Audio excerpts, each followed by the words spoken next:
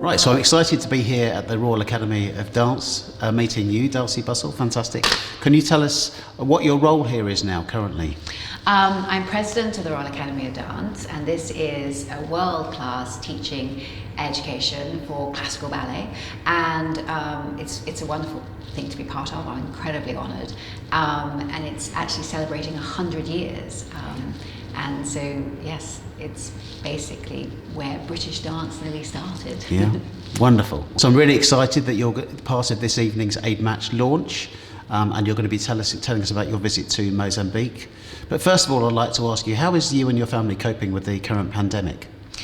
Well, yes, it's not easy, is it? And it's incredibly disappointing for my girls with education and, you know, stop start and all the virtual learning and everything. But I mean, the best way to cope, obviously, for me is about keeping active and trying to keep and motivate as many people to keep active.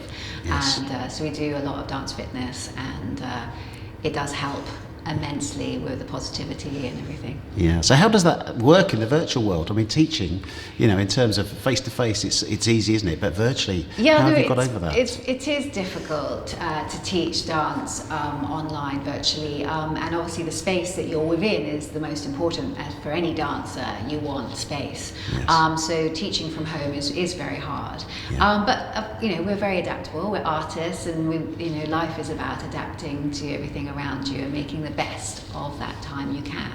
Fantastic, fantastic. So, coming on to the event this evening, can you tell us how you first heard about Leprosy?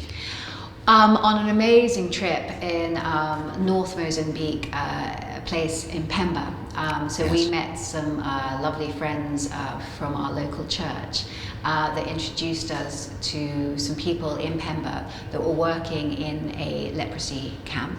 And we also visited some wonderful schools and some little dance schools all around Pemba. And it was a big wake-up call, actually. I mean, for my family, we were there just to go on holiday, but I was so pleased that we had that opportunity to meet these people with leprosy, and the schools and kids and the community in that area.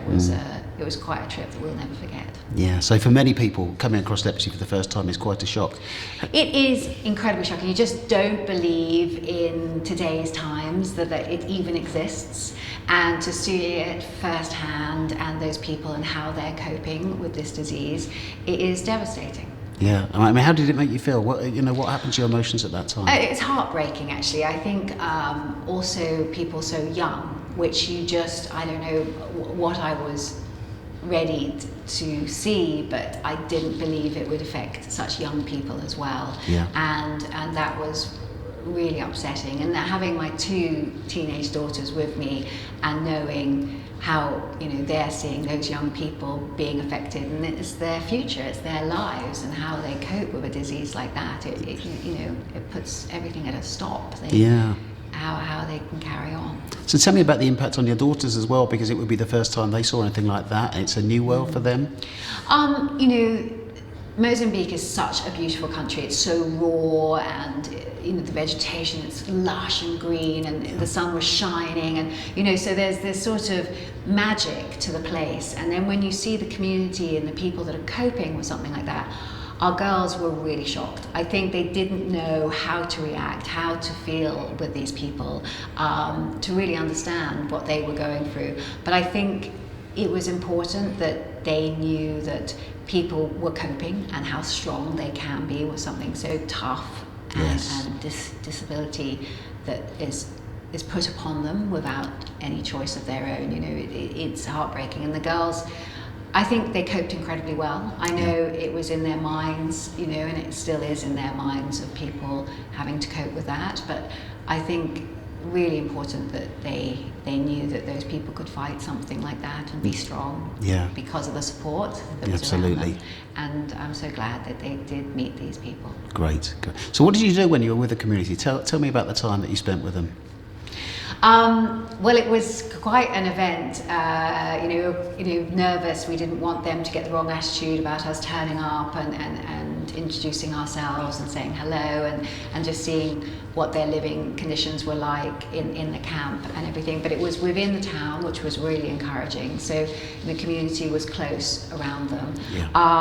But what was extraordinary is there was this extraordinary storm that Yes. came down, this rain that just suddenly came down instantly as we walked in, and it was like we all came together because of that, and we all had to take cover, and in a way it broke down all those barriers and the ice, because we all had to huddle in and get under cover, because when the rain comes down, it comes down. Yeah. And it was buckets of it, and there we were all stuck hiding under the rain, and it actually made them communicate. Then we laughed because we were all soaking wet.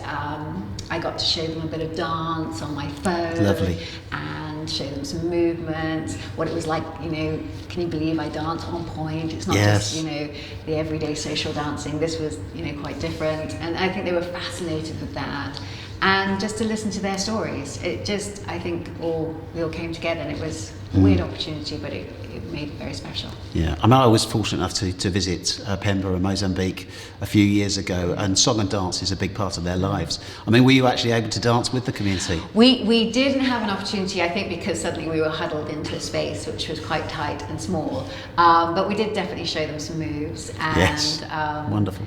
But I think the storytelling, like through dance and drama, you can see is a very important part to tell their stories, Yeah. and how easy it is to tell stories through dance and drama. And I know that firsthand, coming from that background, and it was lovely that it was being done like that. Yeah. Can I ask, leprosy is a disease, and we can cure the disease, but what we can't cure sometimes is the discrimination that people affected by leprosy feel.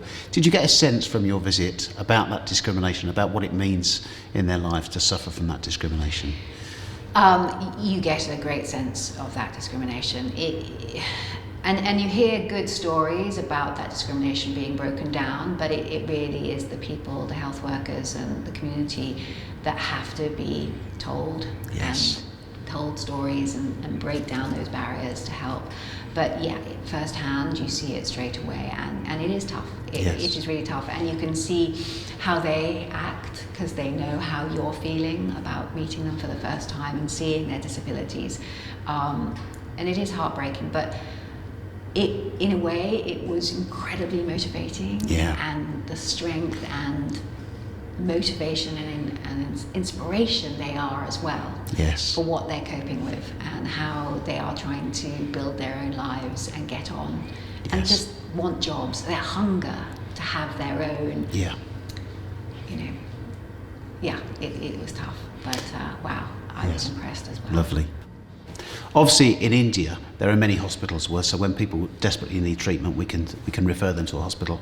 They just don't exist in Mozambique, so we rely on volunteers to work with the community to spot those early signs. Was there anyone that you met when you were in Mozambique that really stands out? Well, what I didn't appreciate was a lot of the volunteers were there just of their own device, not being paid or anything. And one of them was a lovely nurse, a male nurse, who, whenever he had a moment to spare, would come to the leprosy camp and help what he could do, whatever he could do. And just hearing that from him, and he wanted to give his time and his expertise to give them great advice and to help them heal better. It was very special, and you just hope there's many more of those people, don't you? That they're there and they can help the rest of the community to do the same. Yes. Just to give them their independence back. You want them to be able to get out again and Yes. do their own shop and grow their own vegetables and have their own job. That's all you want. Yeah, it is. To feel purpose. Yeah. So we come back to the UK. We live a privileged life here, don't we? What's your, as you look back on your trip to Mozambique, what's the memory that really stands out to you?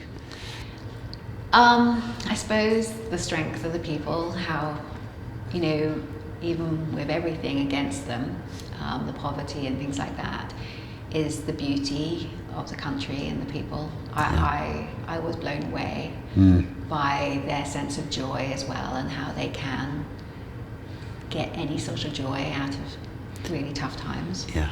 And that made me feel ridiculous if I moaned about anything stupid when you come home here and you realise what privileges you have that we take for granted, and they don't have that. Yeah. But it is the beauty of the country and the people. Just stunning. Yeah. I've certainly noticed, actually, when I've visited projects overseas, that the less people have, the more they seem to have. The more the special, community and family is much more important to them. Did you felt that when you were there? It was such an inner strength that these Yes. people had, that exactly as you say, the less they have, the most they make of life. Yes. And about family and friends, and what an important part that is. Yeah. And if that's taken away from them, they really are left on their own, and that's devastating. So I just hope that we can create more community spirit, that they can keep helping people with leprosy and just delete it Yes. from their lives and not worry about that. Yeah. They were what was really one story that constantly kept coming up, a question that they kept asking is, they knew that we had leprosy in the UK for years and years and years in the history, and all they wanted to know was how did you delete it? And it kept coming up. Everyone asked, how did you get rid of it? How why? Yes. Why do we have it? Yeah.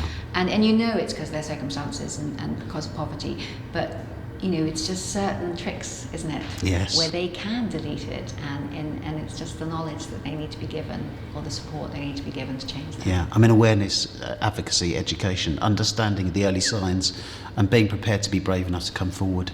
When you recognise the signs and accept the cure, it's that awareness is really important. Yeah, and the bravery has to be taken by everybody, not just the people that have leprosy. It's the community that has to know Yes. how they can help. So a few years on from your trip, it's clear that your memories are still really strong, that you're still really passionate about what you've seen. Can you just tell us just a bit about why you're happy to support the Unconditional Appeal, and what you would say to the people hearing you speak tonight? It's so important to keep it relevant in people's minds, and this Unconditional Appeal will change their lives instantly. So if you can give, for me, to see their lives change, to get their independence, their purpose back, would be magic. Yes. And the difference it would make to those people. And it's such an extraordinary colour in my mind still from that time, that I so badly would love to go back and visit them and say, we're on your side, we're going to help, Yes. we're going to change. And it is possible. It's not, little changes make a big difference. They do. Darcey, clearly you went out to Mozambique, and meeting communities affected by leprosy broke your heart, but you've been prepared to do something about that, and you're helping us on this Unconditional Appeal. We just want to say thank you very much. Thank you. Okay. Yes.